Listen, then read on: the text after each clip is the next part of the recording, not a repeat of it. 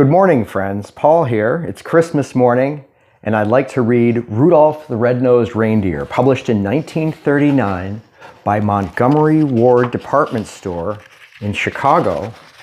This was written by their copywriter, Robert L. May, and illustrated by Denver Gillen. So it was distributed during the holidays for the children in 1939 and subsequently became a part of the Christmas canon. So here it is, original facsimile publication by Applewood Books in 4-color gouache watercolor by Denver Gillen. And you'll also see the use of Ben-Day dots for the midtones, you illustrators out there. Really great artwork. I'm going to be bringing you in close here on some of these wonderful, wonderful pages of imagery. 'Twas the day before Christmas, and all through the hills the reindeer were playing, enjoying the spills of skating and coasting and climbing the willows, and hopscotch and leapfrog protected by pillows. While every so often they'd stop to call names at one little deer not allowed in their games. Ha ha, look at Rudolph, his nose is a sight. It's red as a beet, twice as big, twice as bright. While Rudolph just wept, what else could he do? He knew that the things they were saying were true. You notice that it's 'twas the day before Christmas and not 'twas the night. But a lot of the language in here has been maintained through the years. Where most reindeer noses are brownish and tiny, poor Rudolph's was red, very large and quite shiny. In daylight it dazzled, the picture shows that. At nighttime it glowed like the eyes of a cat. And putting dirt on it just made it look muddy. Oh boy, was he mad when they nicknamed him Ruddy. You know, originally the publishers at Montgomery Ward didn't want to publish this because of the connotations of a red-nosed as being, well, you know. But Robert May pushed through, soldiered on, and the department store did publish it. Although he was lonesome, he always was good, obeying his parents as good reindeers should. That's why on this day Rudolph almost felt playful. He hoped that from Santa, soon driving his sleigh full of presents and candy and dollies and toys for good little animals, good girls and boys, he'd get just as much, and this is what pleased him, as the happier, handsomer reindeer who teased him. So as night and a fog hid the world like a hood, he went to bed hopeful, he knew he'd been good. Little tag there on his stocking, Rudolph. Oh, this is a great picture here. I gotta show you guys this one. Look at all the elves working in Santa's workshop. Oh, by the way, Johnny Marks, who wrote the song Rudolph the Red-Nosed Reindeer, was the artist Denver Gillen's brother-in-law. That's right. The famous Rudolph the Red-Nosed Reindeer. It's all big circle here of the history. I'm going to put a link in the description for some of this history because it's pretty fascinating. While way up north on this same foggy night, old Santa was packing his sleighs for its flight. This fog, he complained, will be hard to get through. He shook his round head and his tummy shook too.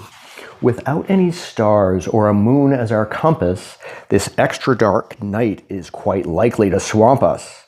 To keep from collisions, we'll have to fly slow. To keep our direction, we'll have to fly low. We'll steer by street lamps and houses tonight in order to finish before it gets light. Just think how the boys' and girls' faith would be shaken if we didn't reach 'em before they awaken. There's Santa sussing things out. Here's the famous line, folks. Come Dasher, come Dancer, come Prancer and Vixen. Come Comet, come Cupid, come Donner and Blitzen. Be quick with your suppers, get hitched in a hurry. You too will find fog, a delay, and a worry. And Santa was right, as he usually is. The fog was as thick as a soda's white fizz. And check out the cool soda fountain soda down there from 1939. Santa peeking around the doorway, giving his reindeer the heads up. Just not getting lost needed all Santa's skill. With street signs and numbers more difficult still, he tangled in treetops again and again and barely missed hitting a tri-motored plane. Whoa, Nelly. Check out Santa bashing into the trees there. Wow, this is a little bit more dramatic. Well, in the TV special, check out the tri-motored plane. And that's some classic illustration right there, folks, huh? Post your comments below if you're enjoying this video. Oh, look at the windows there and the houses. See the use of Ben Day dots there for the midtones around Santa, just like in famous comics from the era. He still made good speed with much twisting and turning as long as the street lamps and house lights were burning. At each house, first noting the people who lived there, he'd quickly select the right presents to give there. By midnight, however, the last light had fled, for even big people had then gone to bed. Because it might wake them, a match was denied him. Oh my, how he wished for just one star to guide him. Through dark streets and houses, old Santa fared poorly. He now picked the presents more slowly, less surely. He really was worried, for what would he do if folks started waking before he was through? Look at the question marks there. Classic illustration. Simple, yet so compelling. The air was still foggy, the night dark and drear, when Santa arrived at the home of the deer. A ledge that he tripped on while seeking the chimney gave Santa a spill and a painfully skinned knee. Look at the presents, the green presents falling out of the bag. The room he came down in was blacker than ink. He went for a chair and then found it a sink. Santa crashed into the sink of the home. Boy, oh boy, he needs to get rescued.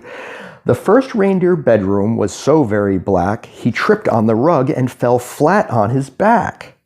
So dark that he had to move close to the bed and squint very hard at the sleeping deer's head.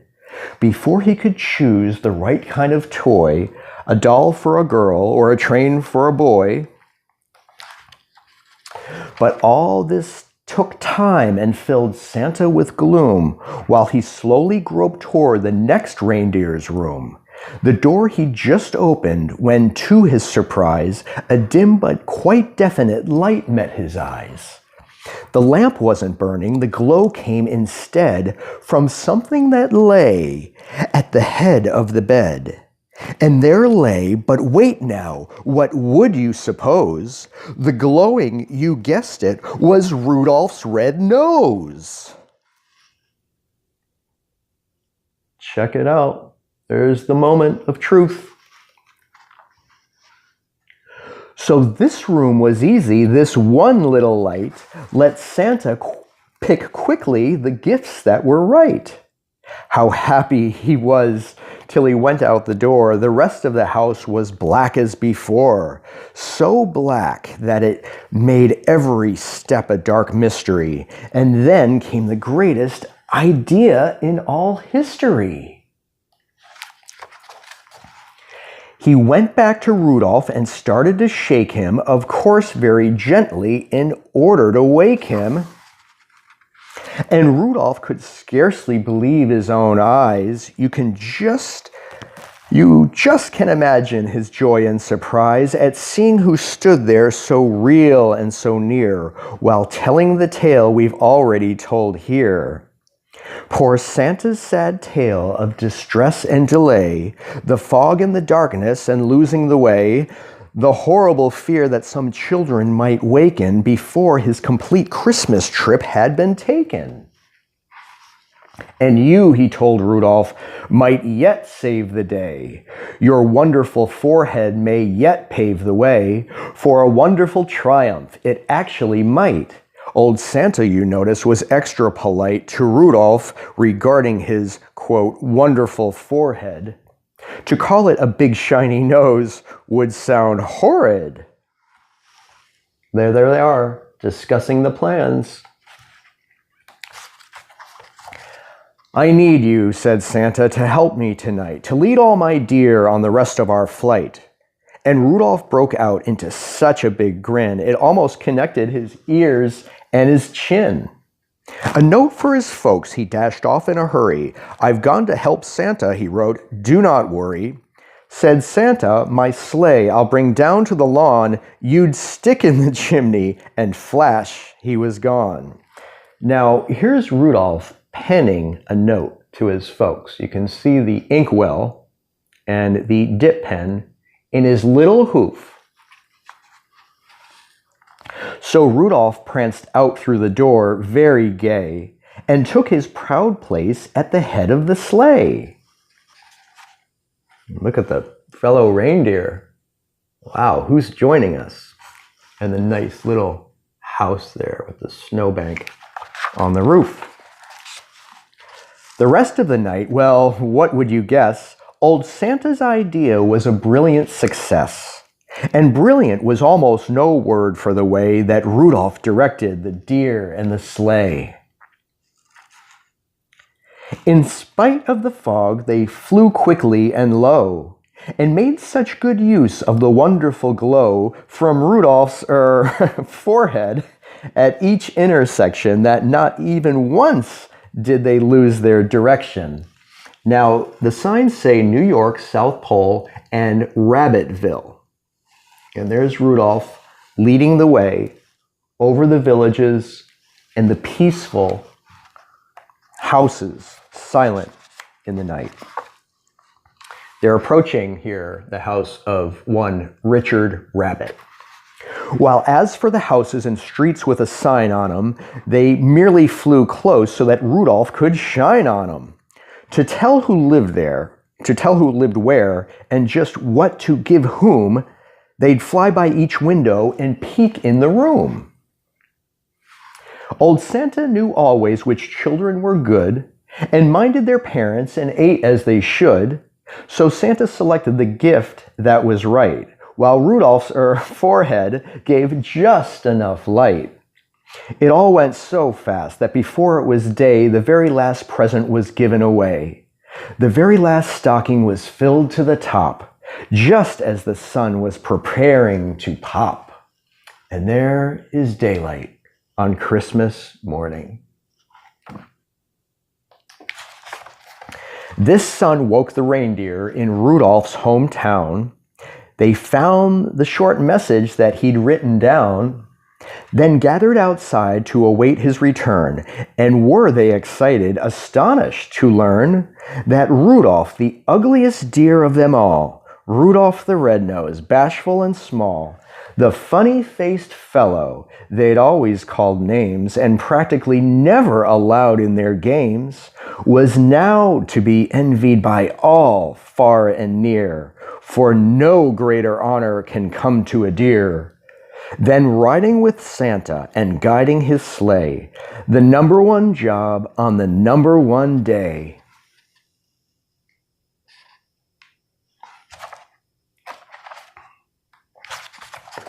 The sleigh and its reindeer soon came into view, and Rudolph still led them as downward they flew. Oh boy, was he proud as they came to a landing, right where his handsomer playmates were standing. Look how proud Rudolph looks, approaching his brethren and sistren. These bad deer, who used to do nothing but tease him, would now have done anything only to please him. They even felt sorrier that they had been bad. When Santa said, Rudolph, I never have had a deer quite so brave or so brilliant as you, at fighting black fog and at guiding me through. By you, last night's journey was actually bossed. Without you, I'm certain we'd all have been lost. I hope you'll continue to keep us from grief on future dark trips as Commander-in-Chief. Wow, that is quite the honor, friends. Look at this beautiful image rendered in the gouache by Denver Gillen of Rudolph in his proudest shining hour. But Rudolph just blushed from his head to his toes until his whole fur was as red as his nose. The crowd first applauded, then started to screech, "Hooray for our Rudolph, and we want a speech." But Rudolph was bashful despite being a hero, and tired. His sleep on the trip totaled 0. So that's why his speech was just brief and not bright. "Merry Christmas to all, and to all a good night." And that's why, whenever it's foggy and gray, it's Rudolph the Red-Nosed who guides Santa's sleigh. Be listening this Christmas, but don't make a peep, 'cause that late at night children should be asleep. The very first sound that you'll hear on the roof, provided there's fog, will be Rudolph's small hoof. And soon after that, if you're still as a mouse, you may hear a swish as he flies round the house and gives enough light to give Santa a view of you and your room. And when they're all through, you may hear them call as they drive out of sight, "Merry Christmas to all, and to all a good night." Wonderful, wonderful parting image from Rudolph, Santa, and the reindeer. And that is all, friends. Thank you so much for joining me today on this original facsimile edition of Rudolph the Red-Nosed Reindeer, published in 1939, and again written by Robert L. May of Marshall Field Department Store, copywriter, and richly yet so simplistically and historically illustrated in gouache watercolor by Denver Gillen. I wish you all a very Merry Christmas and the best wishes for health, happiness, prosperity for you and your family, and peace in the coming year.